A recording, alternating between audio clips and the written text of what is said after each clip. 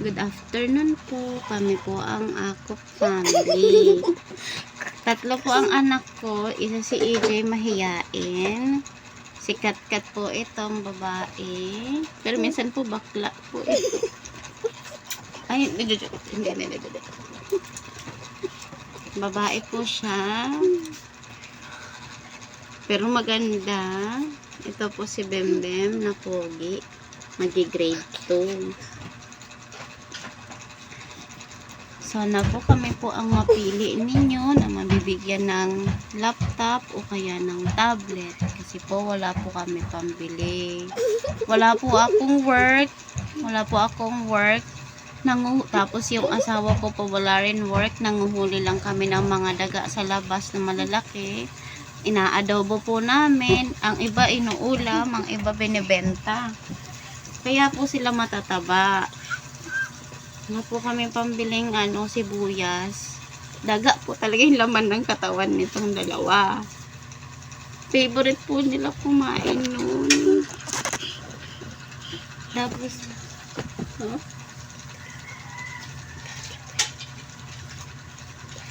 dito pa yun. Kailan yun? Tapos po, minsan, natutulog lang po kami sa sako.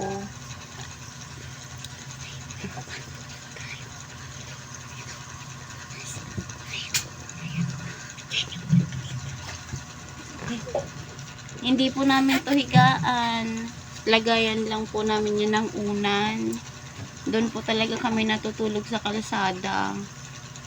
Tapos po, kasi wala kaming kumot. no po kaming kumot. Minsan sako lang ang kumot namin. O kaya, Tapos walang cellphone. Tapos hindi po kami, just tubig namin tae.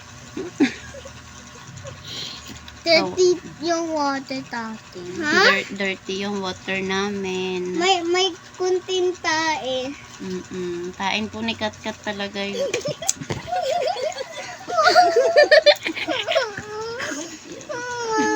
Ay, hindi. Ni Bembem po pala. Kuya po yun. Si kuya po. Si kuya po. Si kuya. Hindi po kami. Hindi po kami. Ito po, hindi po talaga to alahas. Binigay lang po to ng friend namin. Ni Kuya Maro, ni Mama Ana. Sila po yung mayaman. Yung mas mayaman po si ate,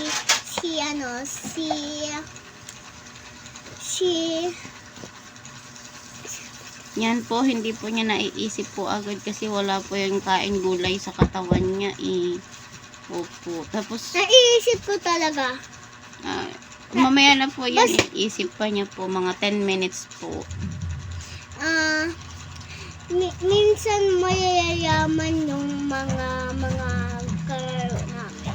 Opo, kami lang po yung mahirap, wala po kami pambili ng Ano to? tablet.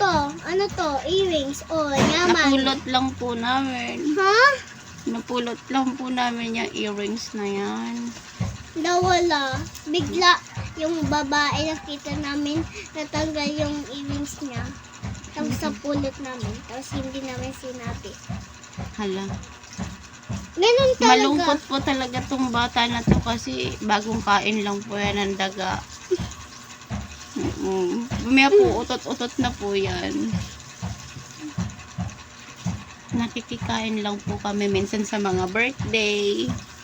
Pag may pagkain sa kapitbahay, na doon po kami nakakakain ng baboy. Pero po, dahil wala kami pambili baboy, daga na lang kasi libre. Minsan small, minsan big. Ito po, favorite niya yan, oh. Tsaka ito. Favorite po nilang dalawa yan. Sana po bigyan nyo po kami ng tablet at laptop pang school. Salita ka na din.